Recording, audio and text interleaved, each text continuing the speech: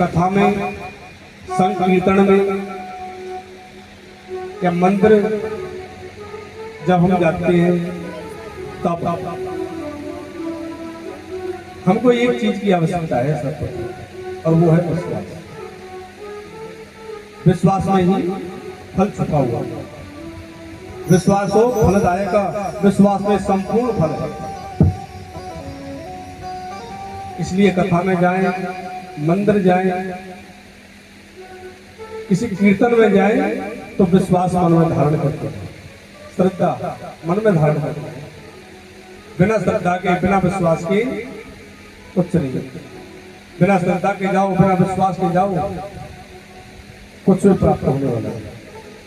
सब निरर्थक बेकार हो जाता है।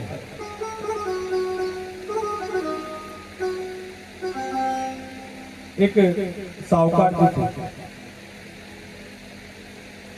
तो एक साहूकार के पास में एक केवट आया और उसने आकर के थोड़ा सा धनुष से ब्याज कर लिया।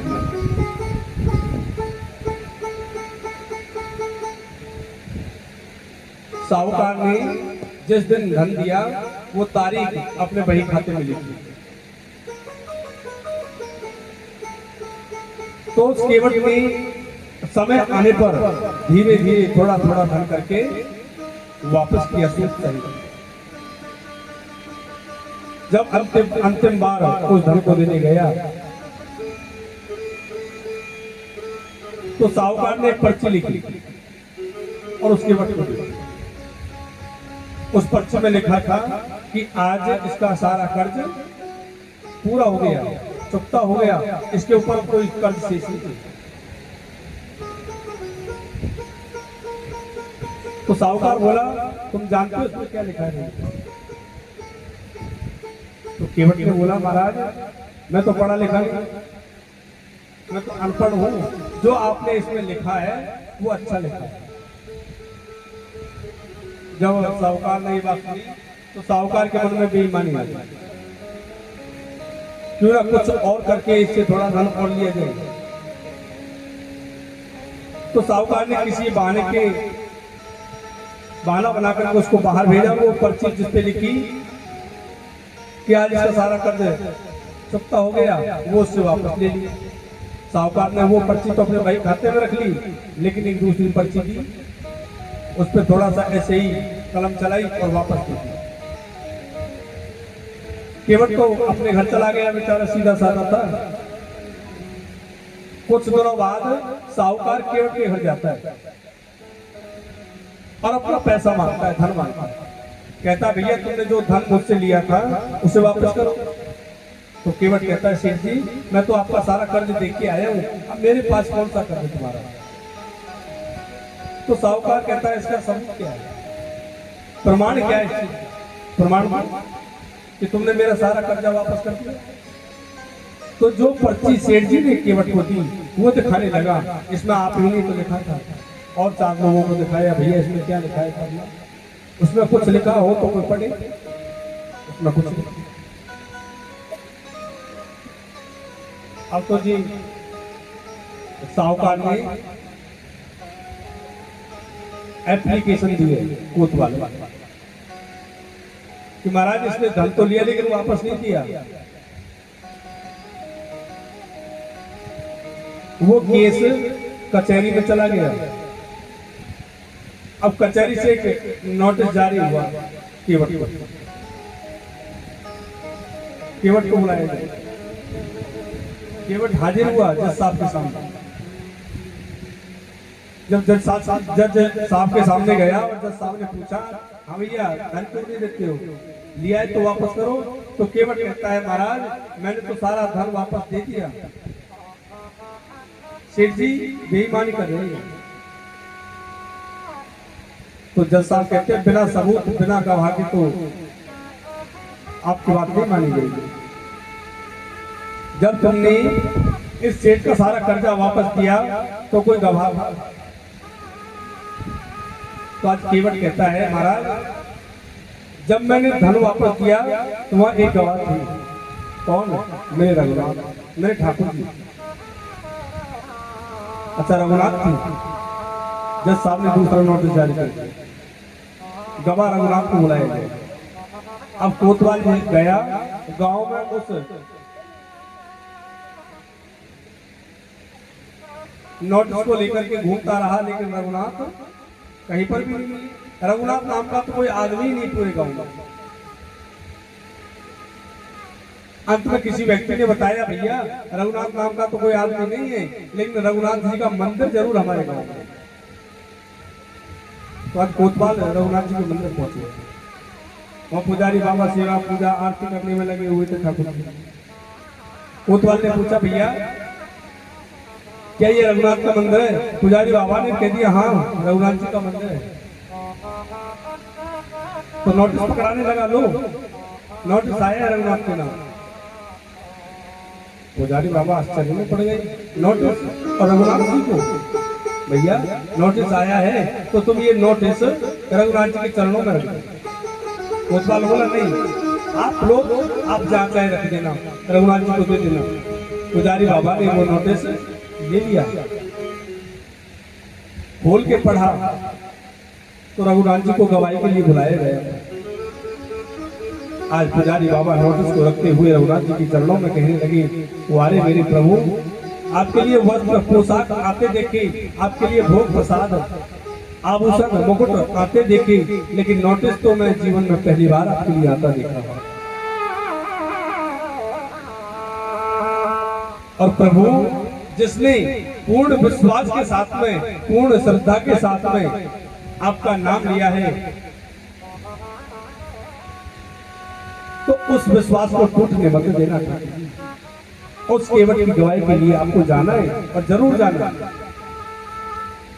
तारीख नजदीक आई, जब तारीख नजदीक में आई तो आज केवट बाबा कोर्ट में जा रहे हैं, उधर पुजारी बाबा आज रघुनाथ जी का सुंदर श्रृंगार कर रहे हैं और साथ ही साथ कह रहे हैं रघुनाथ जी से, प्रभु आज एक भक्त की लाज का प्रश्न है, भक्त की लाज को बचा लेना, उसके विश्वास को तू मत देना। देखो आज इसीलिए मैं सुंदर स्वरूप में आपको सजा रहा हूँ, क्यों आपको गवाही देने के लिए कचहरी में जाना। प्रभु जाना जरूर। बड़ा सुंदर श्रृंगार किया गया। उधर कोर्ट में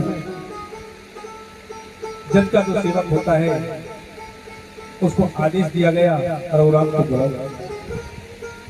रघुनाथ को बुलाया गया कि रघुनाथ हाजिर हो, रघुनाथ हाजिर हो। आज रघुनाथ जी आ रहे हैं। साहब के सामने विनीत चपरासी साथ आज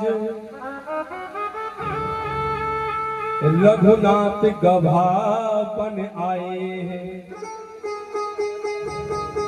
आज हाथ में वो लाठी लिए हुए, सर पे पगड़ी बांधे हुए, धोती बांधे हुए, आज कमर को झुकाए रघुनाथ जी आ रहे हैं कचहरी में गवाही देने के लिए। और आकर के खड़े हो गए।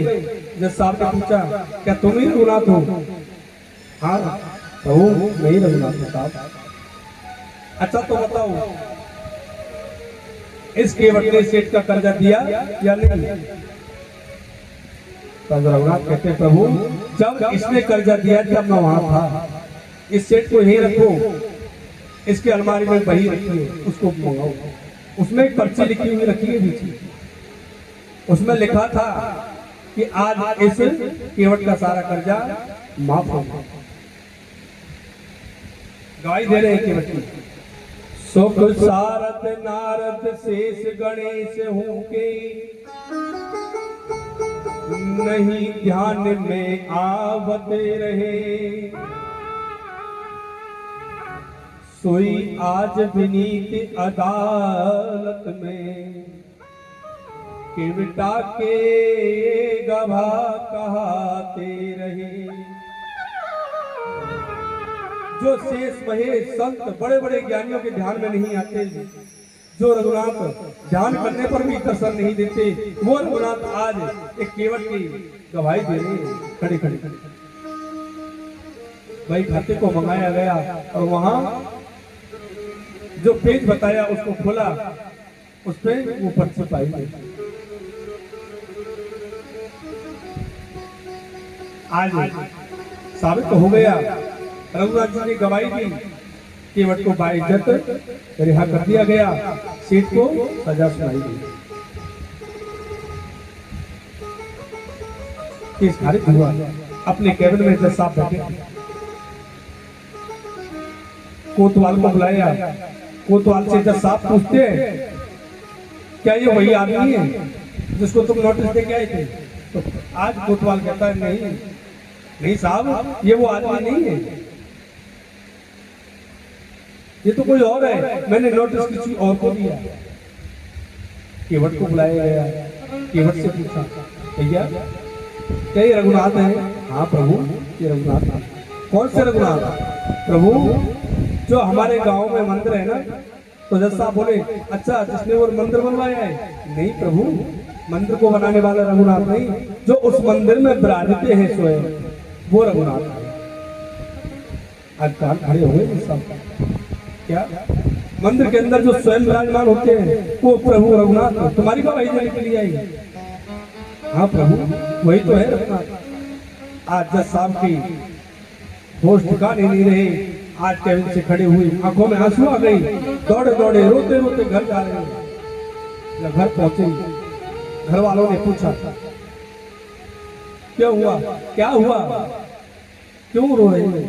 तो आज जज साहब कहते हैं, मुझसे बड़ा अपराध हो गया। आज मेरी सभा में, मेरी अदालत में स्वयं प्रभु एक केवट की गवाह बन के आई और मैं पहचान नहीं पाया। मैं बैठा रहा और प्रभु खड़े खड़े मुझे समझाते रहे। सो को धो कहूं दरस दिए को भयो, दुख नाहिन सो तज जाते रहे।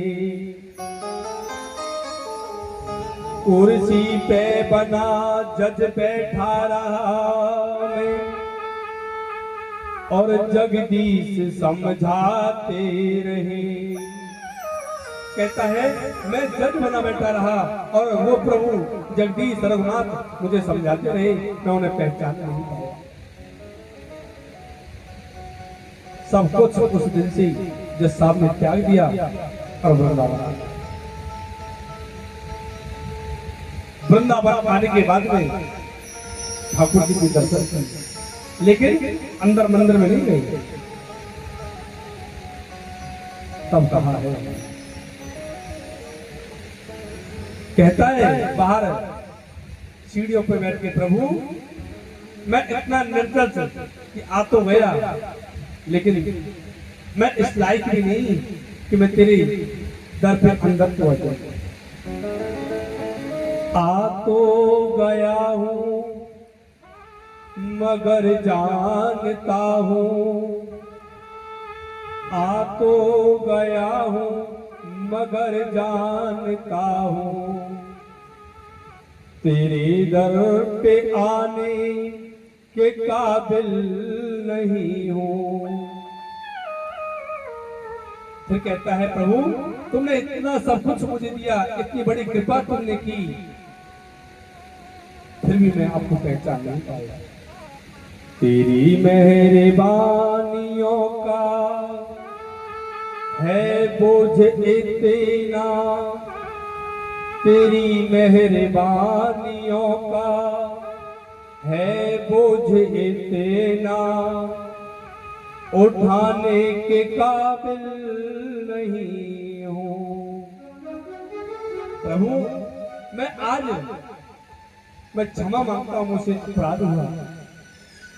प्रभु मैं इस संसार की मोह माया में खो गया,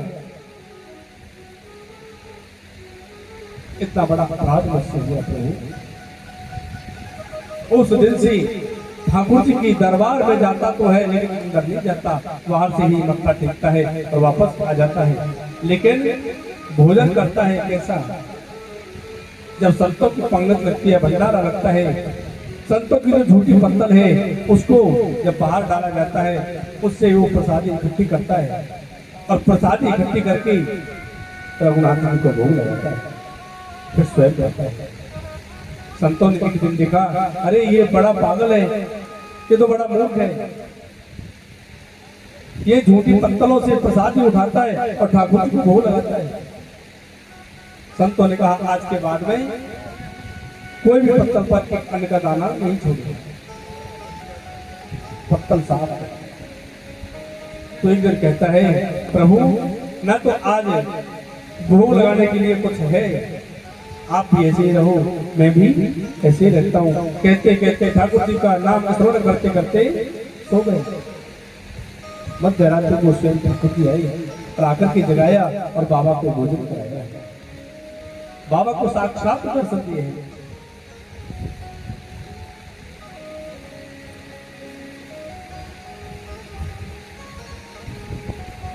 एक दिन उस बाबा ने अपने मन में विचार किया, मैं रघुनाथ का, मैं ठाकुर जी का इतना सुंदर मंदिर बनाऊंगा जैसा वृंदावन में आज तक बना नहीं होगा।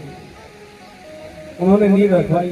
सब कहने लगे, बाबा इतने बड़े मंदिर की नींव तो आपने रखा थी, लेकिन ये बनेगा कैसे? इसके लिए तो बड़ा धन चाहिए, बड़ा पैसा चाहिए। तो बाबा ने कहा, सब ठाकुर जी करेंगे, अपने आप सब करने वाले वही हैं। ठाकुर जी सब करने वाले हैं। जब इस संसार में जीव को वो जन्म देता है, जब मुख में दांत नहीं होते तो उसने दूध दिया, और जब दांत आ गए तो अन्न भी दिया है।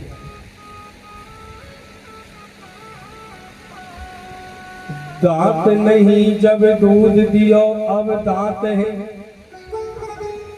जब दांत नहीं तब दूध दियो, अब दांत है कछु और भी देवो। दांत आए तो अन्न भी दिया, जब दांत नहीं थे तो दूध दिए। आज बाबा कहते हैं, यदि मैंने मंदिर की नींव की स्थापना की है तो मंदिर को बनाएगा भी वही। तो धन आना प्रारंभ हुआ, कैसे आया, कहां से आया, कुछ पता नहीं, और मंदिर बनता चला गया। आज भी उस मंदिर के अंदर श्री रघुनाथ, श्री सीताराम भगवान विराजते हैं। मंदिर का कोई नाम नहीं। बाबा का नाम पागल हो गया, क्योंकि किसी के मानते नहीं थे। जो करना है वो करना है, तो पूरा वृंदावन, पूरे सब समाज पागल पागल कह के वो बुलाने लगे। तो आज वो मंदिर भी पागल बाबा के नाम से ही विख्यात हो गया। तो पागल बाबा ने बनाया है, मंदिर का नाम ही पागल बाबा का मंदिर हो गया। मंदिर का अन्य कोई नाम नहीं, लेकिन मंदिर के अंदर जो विराजते हैं वो सीताराम भगवान विराजते हैं। बड़ी सुंदर ठाकुर जी की झांकी है। तो मन में विश्वास होना चाहिए। जैसे मन में विश्वास केवट ने किया, वैसे मन में विश्वास हम करें तो ठाकुर जी आएंगे नहीं क्या? जब उसकी गवाही देने के लिए ठाकुर जी आ सकते हैं तो हमारी लाज को बचाने भी जरूर आएंगे। तो हमको अकेला नहीं छोड़ेंगे, बस अपने मन में विश्वास होना चाहिए, श्रद्धा होनी चाहिए ठाकुर जी। तो आइए कथा में चलते हैं। श्री सुखदेव स्वामी कहते हैं, राजन, ब्रजवासियों से गोविंद ने गिरिराज जी की पूजा कर, बड़े आनंद के साथ में पूजा की है। पूजा करके सभी ब्रजवासी अपने घरों को आ गए। उधर नारद जी इंद्र की सभा में पहुंचे। जाकर के इंद्र ने प्रणाम किया, आओ नारद जी, आओ ब्राजो। तो नारद जी कहते हैं, अरे इंद्र, तू यहाँ अपने नृत्य आदि में बड़ा मग्न है। आजकल पृथ्वी पे क्या हो रहा है तुम्हें पता है? नहीं तो क्या हो रहा है? अरे इंद्र, उस पृथ्वी पे ब्रजवासियों ने तेरी पूजा बंद कर दी। और एक पर्वत है, गोवर्धन पर्वत, उसकी पूजा करना प्रारंभ किया है उन्होंने। इंद्र को क्रोध आ गया। इन ब्रजवासियों का इतना बड़ा दुस्साहस कि मेरी पूजा को बंद कर दिया। किसके कहने पे किया? तो नारद जी कहते हैं, कोई छोटा सा बालक है, कोई कृष्ण नाम का बालक है, उसके कहने पे। अच्छा, अभी बताता हूँ, इन ब्रजवासियों को मैं देखूंगा। तो आज गण सामर्थक आदि लोगों को बुलाया और आदेश दिया कि जाओ ब्रज में और ब्रज को बर्बाद कर दो, ब्रजवासियों को मार डालो। आज मेघ आई है, सावन तक आज मेघ और इतनी मूसलाधार वर्षा की 7 दिन 7 दिवस पर्यंत वर्षा हुई। जब मूसलाधार वर्षा हुई तो सुखदेव स्वामी कहते हैं, राजन सभी ब्रजवासी दौड़े दौड़े नंद बाबा के द्वार गए, कन्हैया कन्हैया भैया हमें बचाओ, देखो हमने कहा था इंद्र यदि क्रोधित हो गए तो हमें मार डालेंगे, आज इंद्र क्रोधित हो गए, हमें मारने का प्रयत्न कर रहे हैं, हमें बचाओ, हमारे प्राणों की रक्षा करो। आज कन्हैया कहते हैं, अरे ब्रजवासियों तुम घबराओ नहीं, मैं तुम्हें बचाऊंगा, मेरे साथ चलो। आज सभी ब्रजवासी अपने परिवार को लेकर के, अपने बछड़ों गैयों को लेकर के कन्हैया के पीछे पीछे जा रहे हैं। और आज कन्हैया ने गिरिराज जी को प्रणाम किया और प्रणाम करके गिरिराज जी को कन्हैया ने देखते देखते अपनी कल की उंगली पे धारण किया है। गंधे मादन यात्रायाम फलम लभते नरः तस्मात् कोटि गुणम पुण्यम गिरिराजस्य दर्शनम्। आज अपनी कल की उंगली पे धारण किया और सभी ब्रजवासी आज उस पर्वत के नीचे आ गए। आज कन्हैया कितने हैं? 7 वर्ष और हमारे गिरिराज जी कितने? 7 कोस लंबे और अपने कल की उंगली पर धारण कितने दिन किया? 7 रात्रि 7 दिन पर्यंत अपने कल की उंगली पे धारण किया। आज जब कन्हैया ने इतने विशाल पर्वत को अपनी उंगली पर उठाया तो आज बाल बाल कहते हैं, जोर मिल के सब देओ सहारो, गिरी न जाए कहीं गोवरे धन भारो।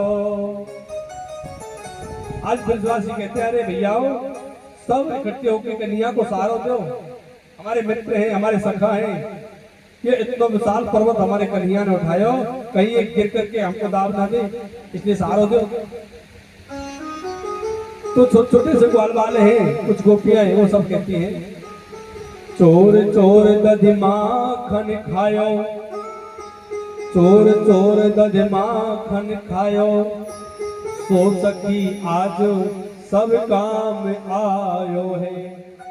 अरे भैया चिंता मत करो, कन्हैया ने बचपन से माखन चुरा चुरा के जो पायो ना, उसी को बल को प्रताप है कि आज इतने बड़े विशाल गिरिराज जी को आज कन्हैया ने अपनी कल की उंगली पे धारण किया। नंद बाबा वहीं खड़े हैं, कह रहे हैं, भैया देखो देखो गिवर गिरी न जाई, जो अति विशाल अति भारो है, चोर मिल के सब या की मदद करो, जिए अभई उम्र को वारो है। नंद बाबा कहते हैं, भैया हमारे कन्हैया छोटे से हैं, सब सहारो दो। फिर वहीं पर सामने राधा रानी खड़ी है, ब्रजवान बुलाई, तो राधा रानी को देख करके मैया ने देखा कि राधा रानी कन्हैया के सामने खड़ी है, तो देख कर क्या है, ब्रजवासियों से मैया यशोदा कहती है, वृषभान लली को उधर करो, वृषभान लली को उधर करो, मेरे कान्हा को मन बटे जाएगो। मैया यशोदा कहती है, भैया राधा रानी को सम्मुख से हटा दो, यदि हमारे कन्हैया को ध्यान भंग रह गए हो ना, पर्वत गिर जाएगा और हम दब जाएंगे, हम मर जाएंगे। तो कन्हैया कहते, अरे भैया कान्हा बोले बिन राधा के, कान्हा यो कहने लगे मैया बिन राधा के, यू विशाल गोवर्धन गिर जाएगो। भैया ये राधा जी की कृपा है जो मैंने गिरिराज जी को उठाया है। कछु माखन को बल बढ़ो, कछु गोपिन करी सहाय, कछु माखन को बल बढ़ो कछु गोपिनी करी सहाय राधे चूकी कृपा सो मैंने गिरिवर लियो उठाय। भैया ये तो राधा रानी की कृपा है जो मैंने इतने विशाल गिरिराज को उठा लिया। आज 7 दिन 7 रात्रि पर्यंत वर्षा हुई है। 7 दिन बाद इंद्र अपने सेवकों को आदेश देता है जरा जाके तो देखो ब्रज में क्या हाल है।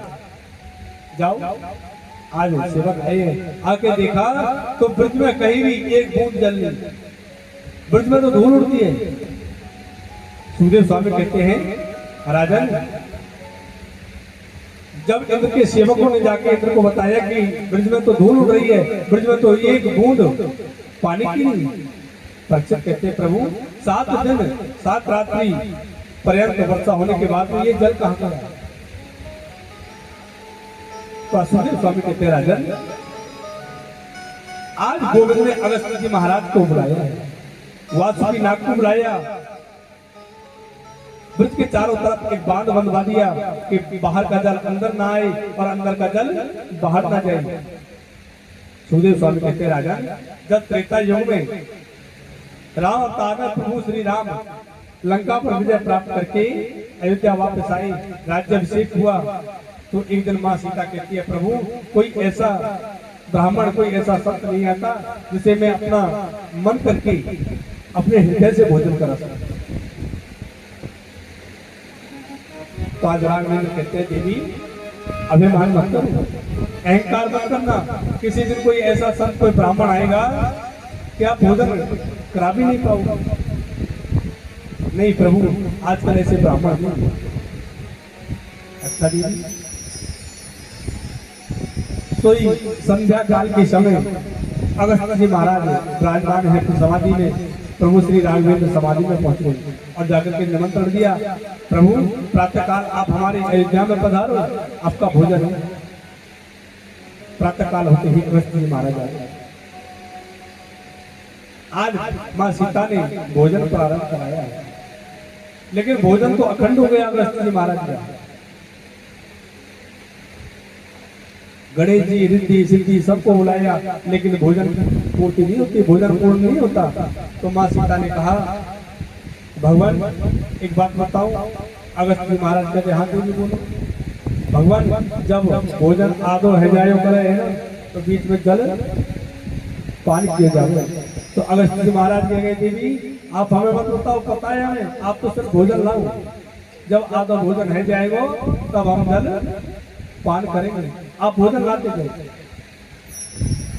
जब माँ सीता थक गई तो आज प्रभु श्री राघवेंद्र ने देखा आज जानकी जी थक गई है तो आज इशारा किया है अगस्त्य जी महाराज को महाराज अब कृपा करो।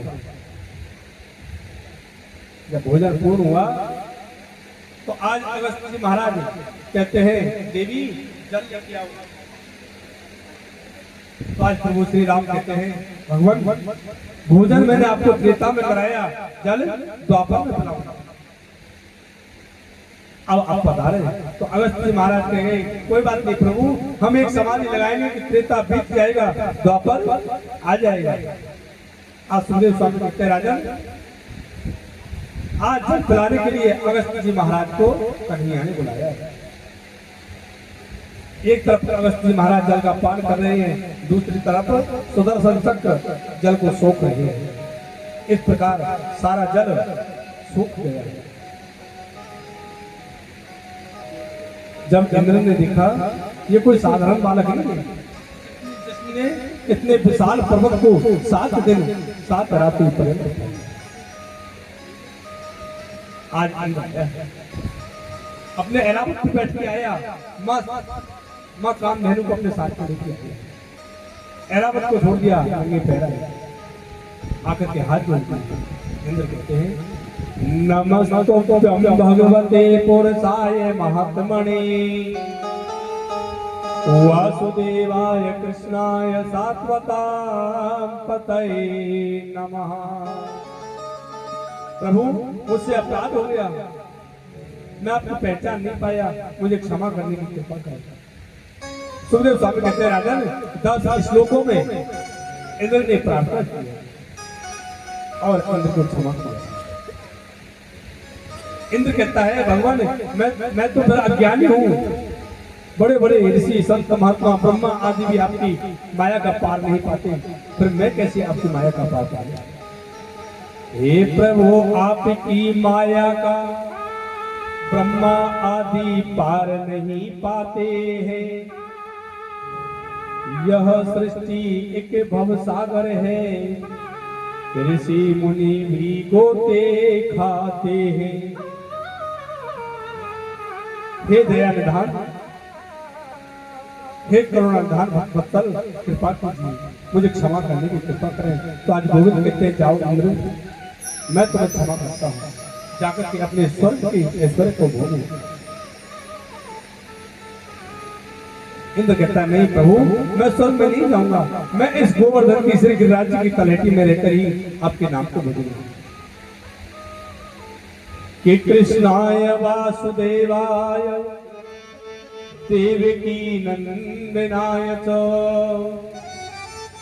नंद गोप कुमाराय गोविंदाय नमो नमः। आज माँ कामधेनु को इंद्र ने बनाया। माँ कामधेनु के दूध से इंद्र ने भगवान कन्हैया का अभिषेक कराया। माँ कामधेनु के दूध से अभिषेक हुआ, नाम हुआ गोविंद। बोलिए गोविंद भगवान की। जहाँ पे वो अभिषेक का जल दूध इकट्ठा हुआ, एक छोटे से कुंड का निर्माण हुआ, सरोवर का निर्माण हुआ, नाम हुआ है गोविंद कुंड।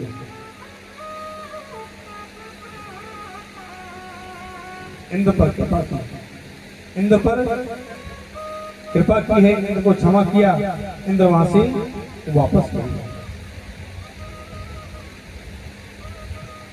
एक दिन रात्रि में नंद बाबा की आंखें खुली, एकादशी आने वाली थी, समय का भान नहीं रहा। श्री सुखदेव स्वामी कहते हैं राजन, एकादश्याम निराहार समभ्यर्चय जनार्दनम स्नातुम नंदस्तो कालिन्द्याः द्वादश्याम जलमावसताः। जब समय का भान नहीं रहा तो मध्य रात्रि में यमुना स्नान के लिए गए। मध्य रात्रि में कभी भी जल में स्नान नहीं करना चाहिए, वरुण देव का अपराध है। वरुण के दूत नंद बाबा को पकड़ के ले गए। प्रातः काल जब ब्रज में नंद बाबा दिखाई नहीं दिए तो कन्हैया ने जाना, कन्हैया ने देखा कि बाबा तो वरुण लोक में बंधे हुए पड़े। आज कन्हैया वरुण लोक पहुंची, वहां पर आज कन्हैया को आते ही आता देख करके वरुण देव भी खड़े हो गए और प्रणाम किया। आओ गोविंद, कैसे पधारे, आपने बड़ी कृपा हमको दर्शन दिए, बड़ी कृपा की।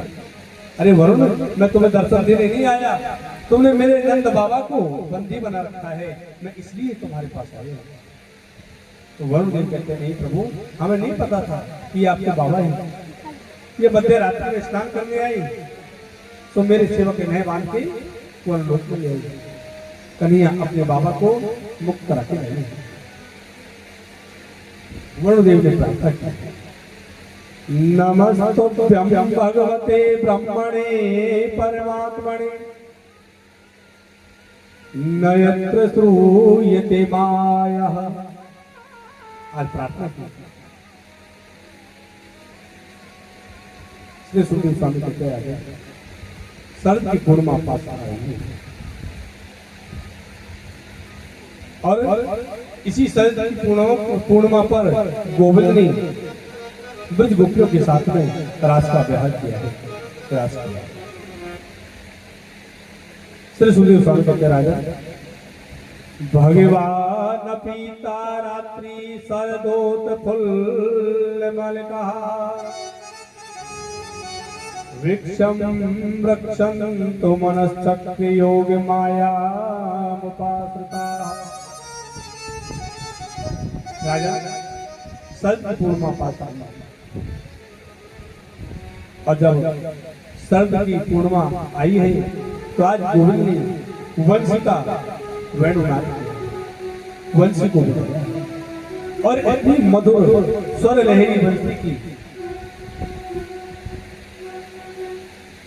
संध्या के समय आज गोपियों के कान में जैसे वो वंशी की धुन गई, तो आज गोपियों ने देखा कि वंशी के द्वारा वंशी हमारा नाम पुकारती है और कन्हैया हमें बुला रही है। आज जब पुकारा तो गोपियां जिस अवस्था में थी, जिस काम को कर रही थी, काम को छोड़ छोड़ के दौड़ लगाने लगी। और जब दौड़ लगाने लगी, एक गोपी के पति ने तो पकड़ के कमरे में बंद कर दिया, कहां जा रही है? तो आज वो गोपी कहती है आपको इस देह से प्रेम है ना, ये प्रेम ये देह आप रखो, हम तो आत्मा से गोविंद के पास हैं।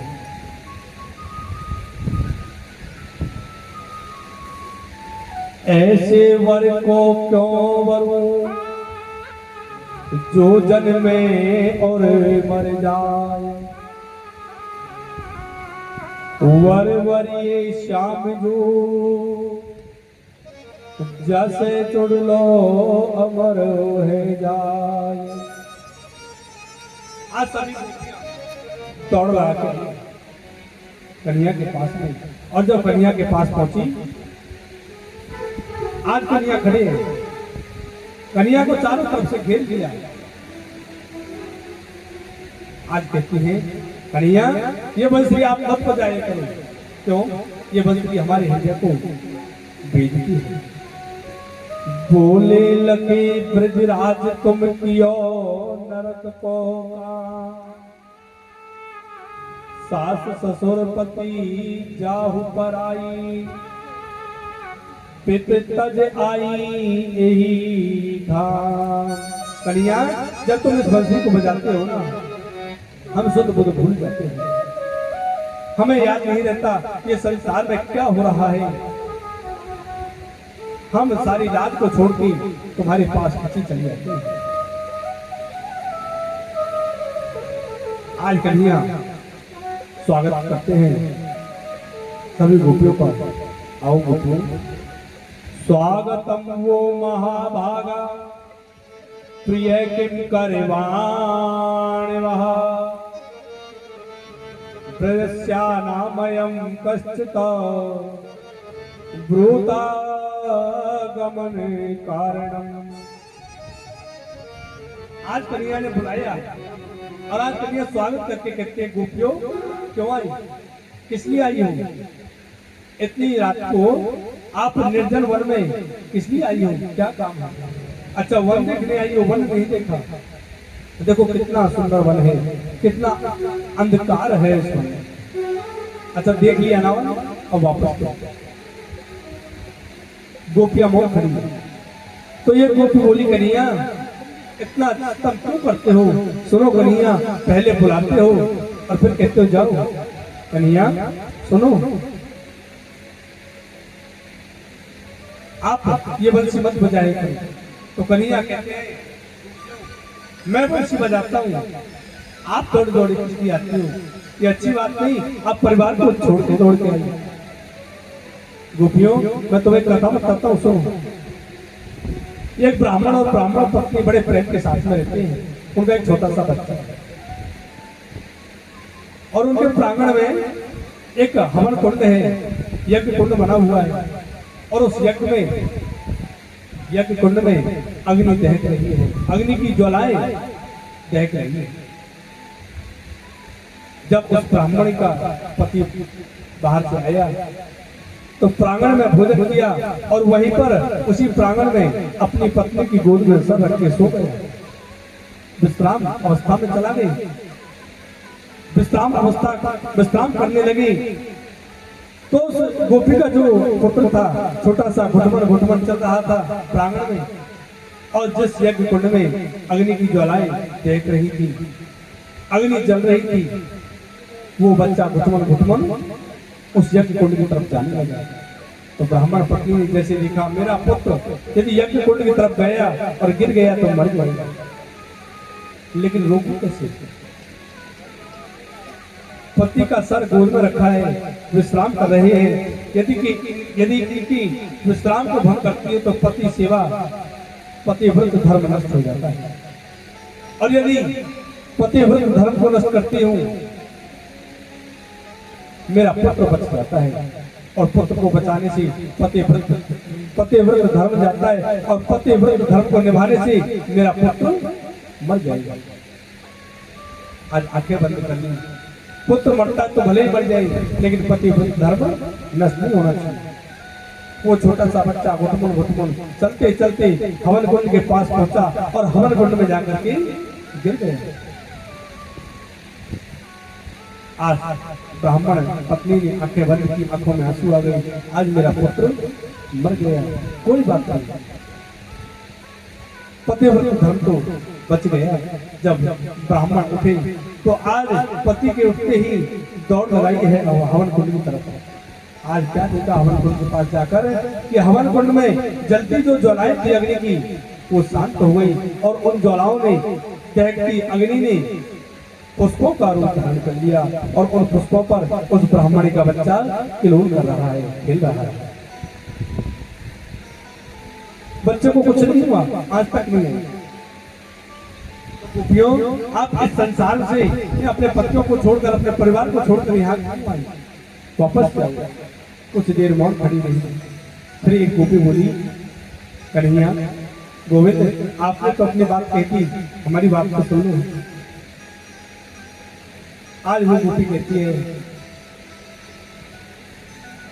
पति पत्नी परिवार में आनंद के साथ रहते हैं। एक दिन पति कहता है, देवी मैं धन कमाने के लिए परदेश जा रहा हूं। तो उस ब्राह्मण की पत्नी कहती है, स्वामी आपकी सेवा करके, आपको भोजन करा के मैं स्वयं भोजन करती हूँ। यदि आप चले जाओगे तो मैं किसे भोजन कराऊंगी, किसकी सेवा करूंगी, किसकी चरण वंदना करूंगी। तो गोविंद उस ब्राह्मण की पति ने अपना एक चित्र दिया, फोटो दिया कि जब तक मैं ना आऊं, जब तक तुम सेवा करते रहना, भोग लगाना और स्वयं भोजन पाना। कई वर्ष बीत गए ऐसा करते करते, और गोविंद एक दिन उस ब्राह्मणी का पति द्वार पे आ गया, द्वार बंद था। जब पति द्वार पे आया तो उस समय वो ब्राह्मण पत्नी अपने पति की सेवा में लग रही थी, सेवा कर रही थी, भोग लगा रही थी। तो गोविंद अब आप बताओ, उस गोपी को द्वार खोलना चाहिए कि नहीं? तो आज गोविंद कहते हैं, जब सच्चा पति द्वार पे आ गया, जब सच्चा पति द्वार पे आ गया तो उस ब्राह्मणी को द्वार खोल देना चाहिए, उस फोटो को पूजा नहीं करनी चाहिए। तो आज गोपियां कहते हैं, गोविंद हमारा उत्तर आपने दे दिया। जब सच्चे पति आप हमें प्राप्त हुए तो संसारिक पति की सेवा करता है, क्यों उनके पास जाएं? इस संसार के सच्चे पति तो आप हो। पति परमेश्वर नारायण पर ब्रह्म तो आप हो। जब आप हमें प्राप्त हो गए तो फिर उनके पास क्यों है? आज गोविंद कहते हैं, ठीक है गोपियों, मैं आप सबके साथ में रास प्यार करूंगा। और जब रास प्यार करने के लिए तैयार हुए तो आज गोविंद ने देखा, आज गोपियों के मन में अभिमान कि देखो आज ऊपर ब्रह्म वो नारायण संसार को छोड़ के हमारे साथ में रास विहार कर रहे हैं। रास विहार करने के लिए तैयार हुए तो उन गोपियों के बीच से, मध्य से गोविंद अंतर ध्यान हो गए। आज जैसे ही गोविंद अंतर ध्यान हुए तो आज तड़पने लगी, गोविंद कहाँ गए, कहाँ गए, हमको छोड़ के कहाँ गए? आज पुकार करती है, बुलाती है। जैसे मानस में जब भगवान राम मां सीता को खोज रही थी, वन वन भटक रही थी, तो वन में जो वृक्ष है उनसे भगवान राम पूछते हैं, प्रश्न करते हैं, ये वृक्षों है लता बताओ, आपने हमारी सीता को कहीं देखा है तो बताओ। हे खगो मृगो हे मधुकर श्रेणी, तुम देखी सीता मृग ने। आज वही दशा गोपियों की हो गई। आज गोपियां वन में बड़ पाखड़ पीपड़ तुलसी वृंदा सबसे पूछती है, हे बड़ पाखड़ो पीपल तुम ही कहो, हे बड़ पाखड़ो पीपल तुम ही कहो, नंदलाला कहाँ गए, हे कारिणी हिरणी तुम ही कहो,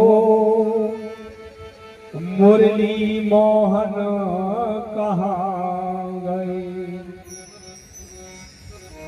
बेबीर बनो मत नंदलाला, कर शीश झुकाती है,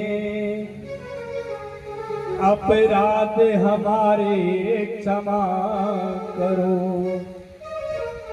हाथ जोड़ शीश झुकाती है। आज कन्या को पुकारती है, कन्या कहाँ गई, दर्शन दो कन्या। हो श्यामा आजा वो आजा, श्यामा हो श्यामा आजा वो आजा, श्यामा हो श्यामा आजा वो आजा, देख रही हूँ तेरा रास्ता हो, देख रही हूँ तेरा रास्ता, आके झलक दिखा जा, श्यामा हो श्यामा आजा वो आजा, श्यामा हो श्यामा आजा वो आजा।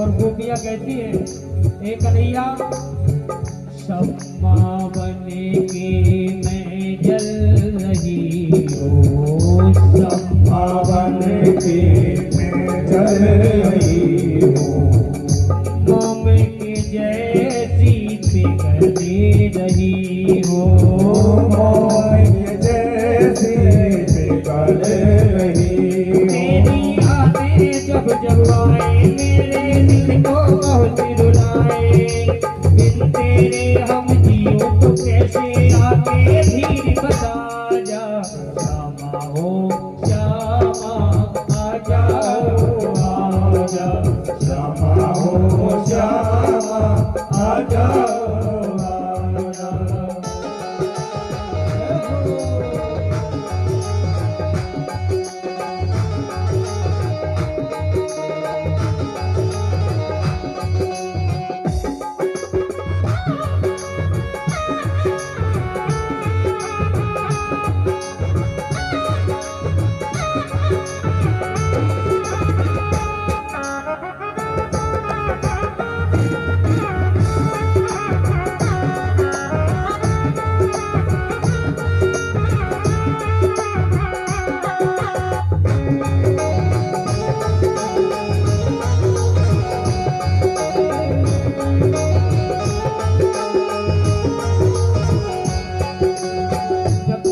अंदर ध्यान हो जाते हैं तो गोपियां कहती है, कन्हैया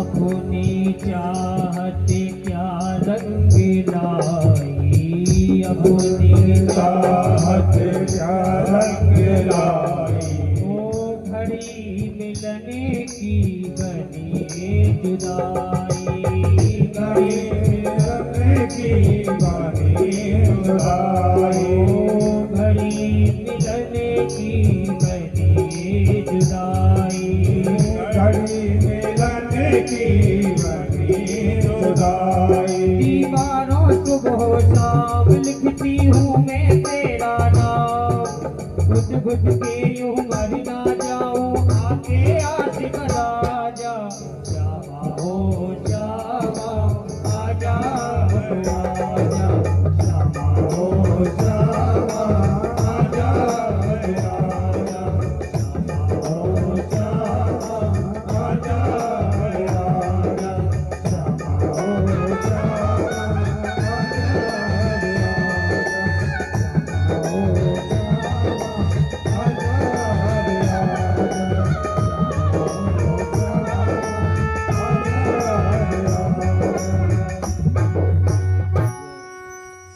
आज करण पुकार करते हैं, हे कन्या, हमसे कोई अपराध हुआ हो क्षमा कर।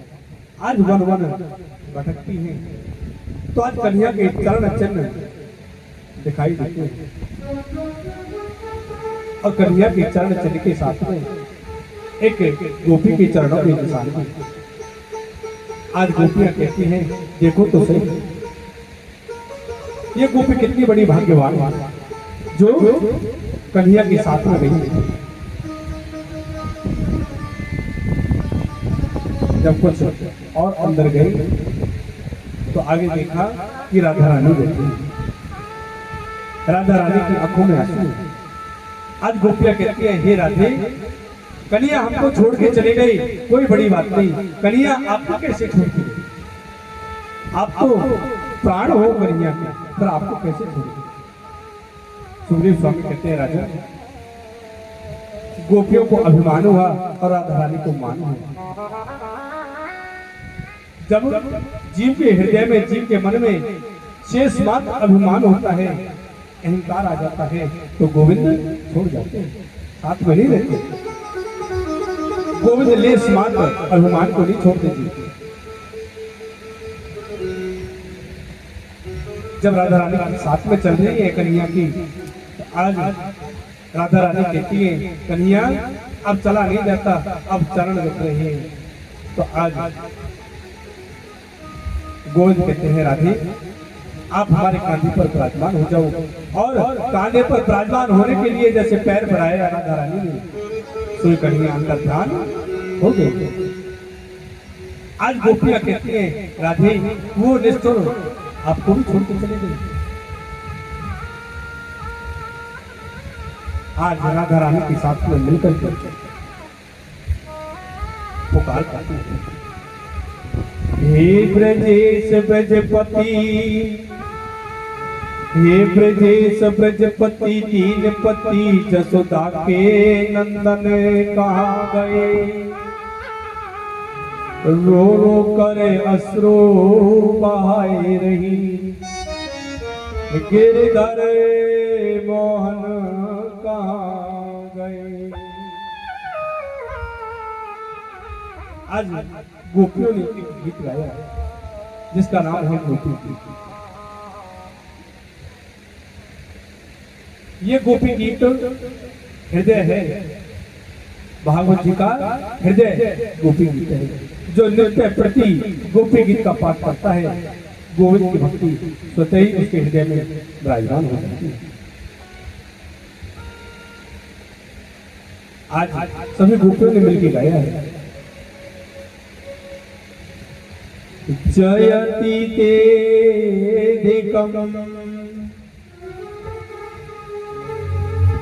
जयति तेधिकम जन्मना व्रजा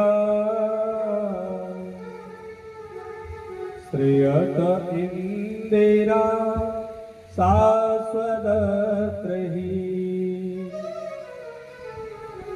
गयति दीक्षुता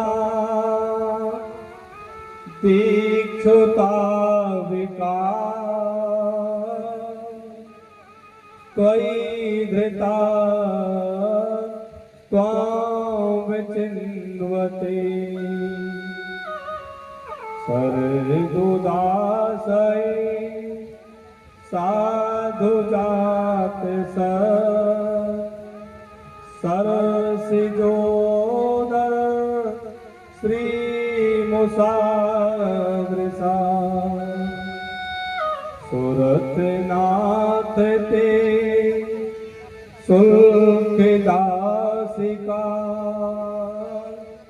वरदने न तो ने किं वदा।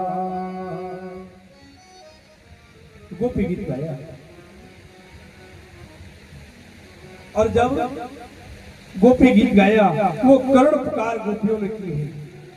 तो आज गोविंद ने देखा गोपियों का अभिमान और राधा रानी का मान भंग हो चुका है। सोई कन्हैया जी सभी गोपियों के बीच में प्रकट हो गई। बोलिए भक्त वत्सल भगवान की, रास बिहारी भगवान की। आज जब राज करने के लिए तैयार हुई तो वहां पर एक देव हो रहा है। जब जब लीला के हैं तब तब देव आते हैं। कौन से देव? महादेव।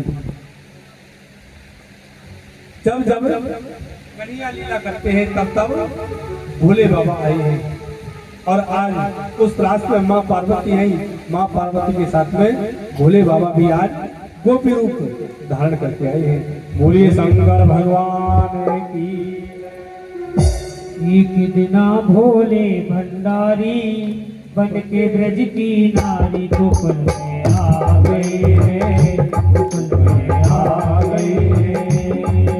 पार्वती भी मना के हारी, ना माने के मुरारी गोकुल में आ गए हैं, वृंदावन में आ गए हैं।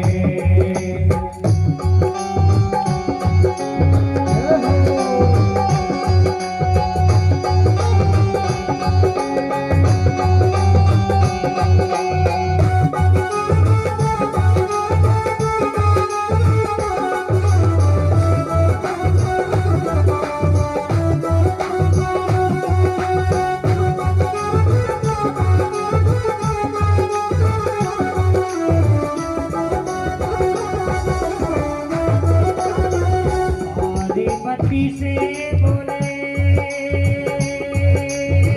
मैं भी चलूंगा तेरे संग में, तेरे संग में। राधा संग श्याम नाचे मैं भी नचूंगा तेरे संग में, तेरे संग में। रात रचेगा ब्रज में भारी, रात रचेगा ब्रज में भारी। दिखा दो प्यारी गोकुल में आ गए हैं, गोकुल में आ गए हैं। दिखा भोले भंडारी बन के ब्रज की नारी वृंदावन में आ गए हैं, वृंदावन में आ गए हैं।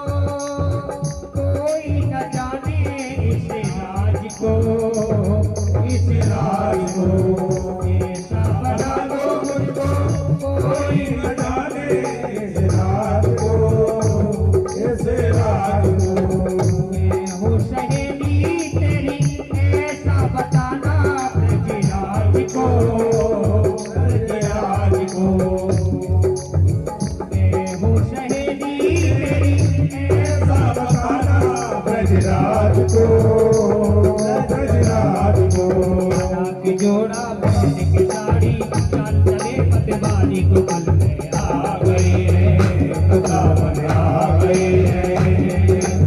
एक दिन भोले भंडारी बन के जल की नारी वृंदावन आ गई है, वृंदावन आ गई है। एक दिन भोले भंडारी बन के जल की नारी वृंदावन आ गई है, वृंदावन आ गई है, वृंदावन आ गई है, वृंदावन आ गई है, वृंदावन आ गई है,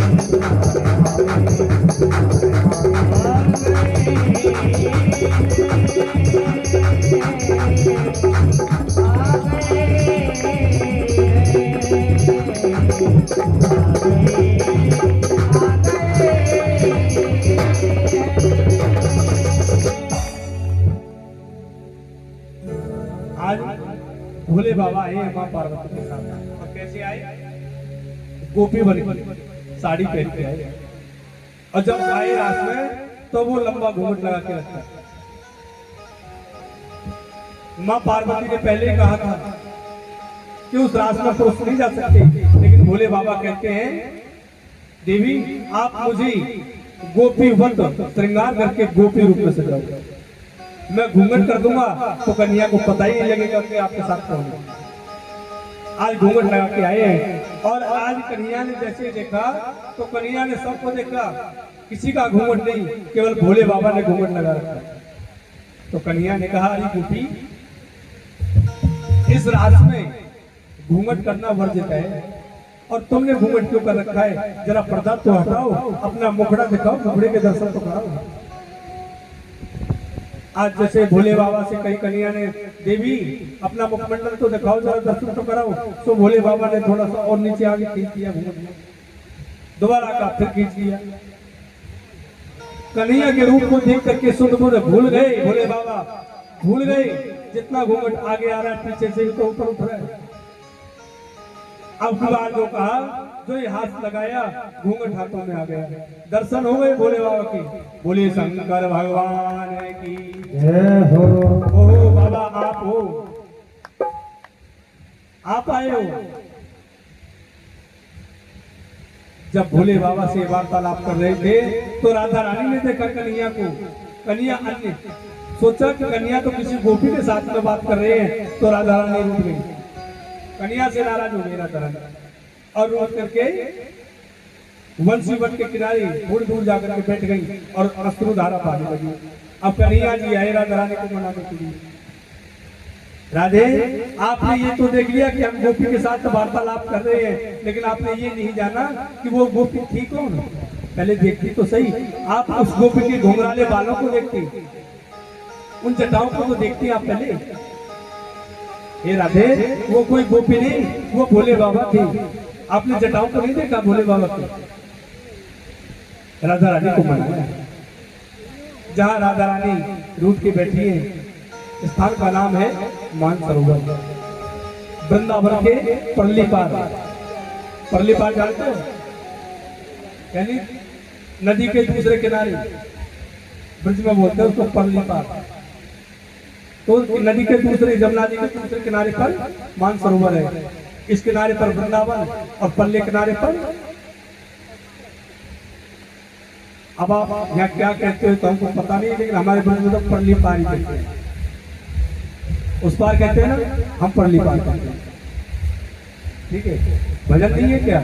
कन्हैया ले चल परली पार, सुना कि नहीं सुना? उसको तो समझ गए होंगे आप परली पार किससे कह रहे हैं, अब क्यों नहीं समझे? परली पार किसको कहते हैं? परली पार कहते हैं उस पार को। उस पार राधा रानी बैठी, राधा रानी को मना के रास करने के लिए तैयार हुई तो ये देव और आ गई, कामदेव। तो कामदेव कहता है प्रभु मैं भी आया हूँ। कन्हैया कहते हैं सुनो कामदेव, त्रेता युग में भी तुम आएंगे, लेकिन तुमको प्राप्त करके भेजा था। तो कामदेव कहता है प्रभु तब तो आप एक पत्नी व्रत धारण करके आए थे, अब तो आप हजारों गोपियों के बीच में अकेले हो, अब तो मैं 500 बाणों को चलाऊंगा। कन्हैया कहते याद करो जब तुम आए थे और हमने सिर बन करके तुमको जला के भस्म कर दिया था। जब शिव तीसरा ने उगारा जब कामदेव भगवान शंकर की समाधि तोड़ने के लिए आए तो भगवान शंकर की समाधि टूटते ही तीसरा नेत्र खुला और कामदेव जल करके भस्म हो गए। तो आज कन्हैया कहते हैं याद करो, तो आज कामदेव कहता है प्रभु वो तो ठीक है, लेकिन आज तो आप हजारों गोपियों के बीच में हो, आज तो मैं भी आपसे युद्ध करूंगा। सुखदेव स्वामी कहते हैं राजा ने वहां पर गोविंद ने कामदेव को परास्त किया और इस रास में कर्मकांड, उपासना कांड, ज्ञान कांड, इनके जितने मंत्र हैं गोपी रूप धारण करके ब्रज में आई। और जब प्रभु श्री राम माँ सीता को खोजते खोजते दंडकारण्य वन से गुजर रहे थे, जा रहे थे, तो दंडकारण्य वन में रहने वाले जितने ऋषि महात्मा थे भगवान राम के रूप को देख करके मोहित हो गए और मन में एक धारणा की भाव आया कि गोविंद कि प्रभु कृपा करना कि पति रूप में आप हमें प्राप्त हो जाए। आज वही दंडकारण्य वन के ऋषि गण गोपी रूप धारण करके ब्रज में आए हैं और आज गोविंद ने सबके साथ में रास प्यार किया है। और इतना सुंदर रास कि देवलोक भी आए, देवलोक से देवता लोग भी आए। और ये रास कोई ऐसा थोड़ी चला घंटे 2 घंटे रास हुआ, पूरे 6 महीने रास चला। शरद की पूर्णिमा, वो चंद्रमा की चांदनी, चंद्रमा आगे नहीं बढ़े, चंद्रमा ने अपनी गति को रोक लिया, गति को स्थिर कर दिया। बड़ा सुंदर रास, 6 महीने रास चला है। राशि रचो है यमुना के नार श्याम राशि रचो है।